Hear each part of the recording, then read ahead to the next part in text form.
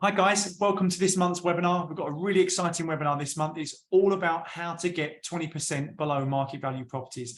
We get asked this all the time. We get asked from clients why they can't get those properties for 15, 20% lower than what the market price is. Well, there's a number of reasons why you probably can't, and there's a number of reasons what you need to do in order for you to do so. So look, without further ado, let's head in. Now, importantly, what I'm going to go through today is a number of things. We're going to go through about relationships, what you should be building up. We're going to go through the research. We're going to go through why you shouldn't be fussy. This is a key one. So many people are so fussy on when they've got a project that's 20% below market value. We had one client that said, I don't like the windows on them. The project made so much money, but they just didn't like the windows. We're also going to go through your money, where it is. Is it ready? Can you get it out? The reality is cash is king. So you've got to be ready to be able to access that money ASAP. Now, what experience have I got? Well, 20 years experience in the industry. I've seen the highs, I've seen the lows, especially 2008, 2009. I was too young to be working at the time, but I also was around in the late 80s, early 90s, and I saw what the property market did. The reality for me is I love looking at the history of the property market because it repeats itself. What we're seeing now with mortgage rates, we saw in 2008, 2009, and we saw what opportunities were there. And the reality is that despite mortgage rates going up to what they are now, and despite they were high in 2008, 9, or that was more of a liquidity problem, but they were also high in the late 80s, early 90s. There were great opportunities. If you look at a lot of people when they made the most on the property market, it was actually during times of panic. So what we are going to show you today is how to take advantage of those opportunities. So look, let's have a look. First of all, relationships. The reality is you need to build up extreme personal relationships with your broker, with your agent. Doesn't matter who you use. You've got to make sure that that relationship is gone from a work relationship to a personal relationship, because it's those kind of relationships which are going to get you the kind of deals that you deserve to be had. So let me give you an example. If you just go into an estate agency and tell them that you want a 20% below market value property, they'll say, yeah, no worries, I'll take your name down, I'll let you know.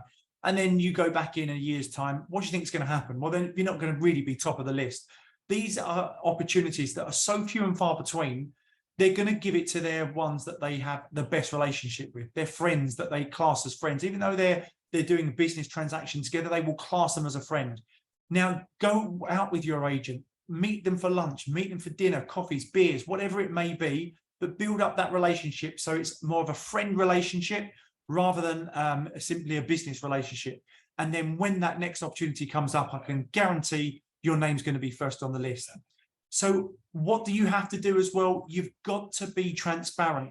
Now, what I mean by transparent is so many people come to us and they either overinflate the amount of money they've got, or they don't tell us how much money they've got. So let me give you an example.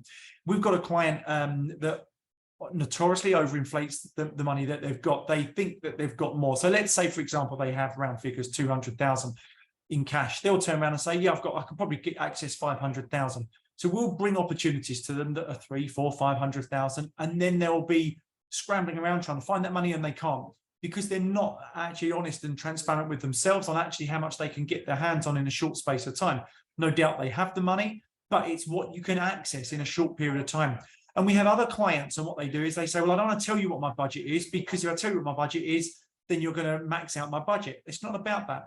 It's about just trying to get the right opportunity. It's not about saying what your budget is. Say what you are willing to invest. Now, that's what we tell people their budget is, but some people think that we're asking how much money they've got totally in their bank and all their assets. It's not about that.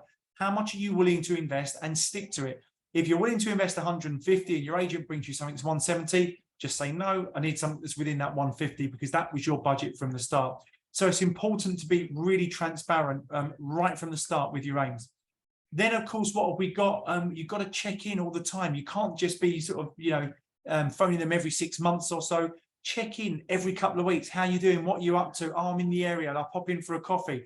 Go and see the offices. Make sure you're comfortable with them, because the reality is you've got to go quick. When something comes up that's 15 to 20% below market value, you've got to act fast. So you've got to trust the person that you're dealing with, because you hope that they have done their research on the project in order for you to move pretty quick.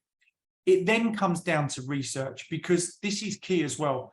when you research a project, what you won't have is the time to do so. It's going to take days, weeks, months researching one particular project or an area that you don't know. So what do you have to do? Well, look, this is Manchester on the left-hand side. The reality is when you get up to Manchester, don't put your bags down and then go and get a taxi to the location where you think you might buy and then a taxi back. You're not going to know it. If you think that there might be an opportunity in Manchester, and that is only going to come from if you have a good relationship with your agent, they can tell you potentially what's coming up. Well, what you've got to do is get up to Manchester, spend a couple of days there, or Liverpool, Sheffield, wherever the opportunity may be. Spend a couple of days there, don't get taxis, walk around and get a feel of the city. Get public transport, know what's easy, know what public transport is easy, know how easy it is to get from one place to another. Go to the arenas, go to the football stadiums, go to the places where people are going to want to go to the local shops in a certain area, get a feel of the coffee shops, bars, restaurants, and then you go in and start talking to them. Talk to the local owners, because it's the local owners that are going to give you a great insight into terms of how busy it is. If you've got an area that's pretty run down, no one's going there, and the reality is that people aren't going to the bars, the coffee shops, the area is not a great long-term area. But you might have an area that doesn't look too great at the moment. But if you've got things popping up like coffee shops, boutique, bakeries, bars and stuff like that, then you know that actually it could be a great up-and-coming area. And the reality is that the market will follow. So you need to go and get a feel of every single area. And if you do get a feel of every single area, you're going to be really well positioned when it comes to that next acquisition. Then, of course, again, importantly as well, is, as I said, talk to local agents. You might not be dealing with that local agent, but that local agent will be more than happy to give you an insight into what the local rental market's like, because it's going to be your property that you're going to have to get rented. And we want an occupancy rate of 99%. The only time we don't want your place occupied is on the days of the handover. If you're on a traditional let, it might be at the end of 12 months, or a short-term let. We want quick handovers and someone in the next day. So talk to local agents, get a feel of what things are like. And again, don't be fussy. We have too many people who are ultimately so fussy with what they're doing. And what I mean by that is they've got the money, they've got the knowledge, they've done the research, they've been to these areas. And as I said at the beginning of this webinar, they then say they don't like the windows.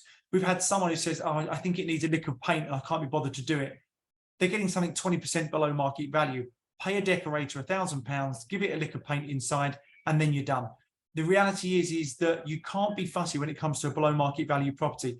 If it is below market value, you're going to get so much growth prospect in that particular property and high income that anything else can be taken care of.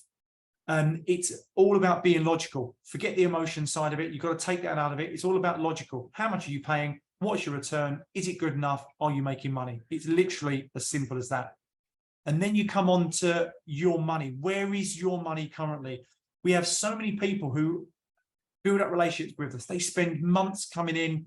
We go out for drinks, coffees. When it comes to actually getting their money out, they don't realize it's tied up for 60 days. It might be in some asset and it's tied up for 60 days. It might be in some wrapper that's invested in stocks and shares, and they can't access it for a couple of months. And suddenly they've missed out on the opportunities. So understand, if your money is not sitting there readily in a bank, if it's in some form of asset, how long is it going to take to release from that asset? Just make that inquiry. And if you don't have enough cash, maybe pull your money together with a friend or a family member, because cash is king. When it comes to these developments and these opportunities, it's all about the cash. It's all about how much that you've got ready now, because a developer doesn't want to wait to get their cash. They don't want to wait for you to get a mortgage. They want simply ready cash, and it's going to be the first past the post wins. And as I said, pull your money together, put it with a friend, a family member, because then you've got more clout, and the more money you've got, then the bigger the discount. And if you don't have friend or family members that you can do that with, then maybe you can look at funds that are trading out there at the moment, and you can put your money in with a fund, because then you've got, access to 15, 20, 30, 50 million, however big the fund is. So that could be an opportunity too. So importantly, guys, the reality is, as I said, build up the relationships, research the areas that the agent is telling you to go to. Don't be fussy. Get into the coffee shops, the bars, the local agents as well, and know how quick you can release your money. So we've got a list of questions here that have already been coming through, guys, while we've been doing this. The first one was in regards to the area. Is there a specific area that's better than another? No, that's a really good question. There's not. It's not about the areas. You want to have in your mind what areas you're open to, and that's something that you're going to discuss with your broker, with your agent.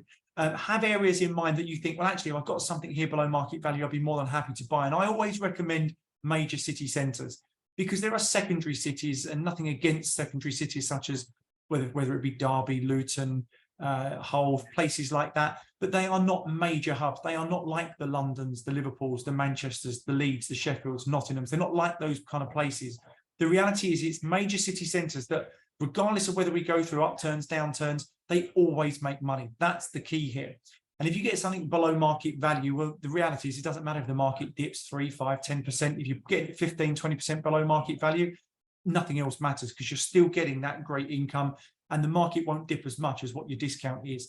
So no, it doesn't. The key here isn't about saying, well, that's where we're going to get the next opportunity, but just know all the areas. And what we look for is where we find in the bargains. It's not area specific, it's developer specific. So for example, many of these developers, they actually bought pre-COVID. So what basically happened, they had 4, 5, 6 sites that they bought pre-COVID, and then they started working on 2 or 3 of those. COVID hit, they had to down tools. So then what happened is, once the COVID restrictions were lifted, they then started working on them again. And then what? Well, materials went up. They couldn't get hold of wood. They couldn't get hold of plaster. All of these things went up 60%, and it ate into their profit margins.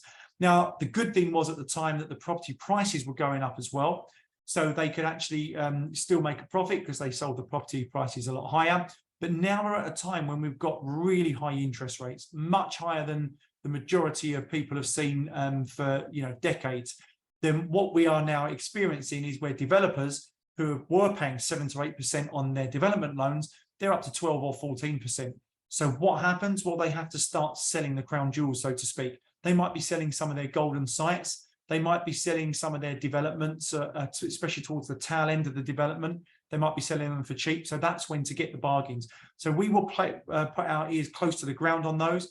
And the best time to get bargains is either right at the start of development. Why? Because typically the developer hasn't priced it correctly. So if things are flying out the door straight away, they've not priced it correctly. And they always price it a little bit lower to start off with, because they want to get a great amount of sales to start off with, because good sales also means lower mortgage repayments on their development loans. That's key as well. Importantly as well, at the end of the site, that's when they make the profit. They may have 120 units in a development, but the first 100 don't make them any money, but the last 20 do. And once they're down to the last 20, they're more likely to actually say, well, actually, I'm still making good money on this. I'll let that go 10, 15% cheaper. So that's when to get the bargains. And again, if you're in with an agent and you built up the trust with that agent, that they'll tell you exactly when those times are coming. Another question here is, do you have any below market value properties currently at the moment? No, we don't. We're not here going to sell you anything today.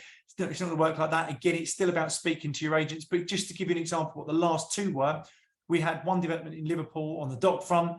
1 beds in there were 145, 150. We were getting them for 105. A developer just wanted out. They were cash only. Another one with another developer they had, it was in Manchester.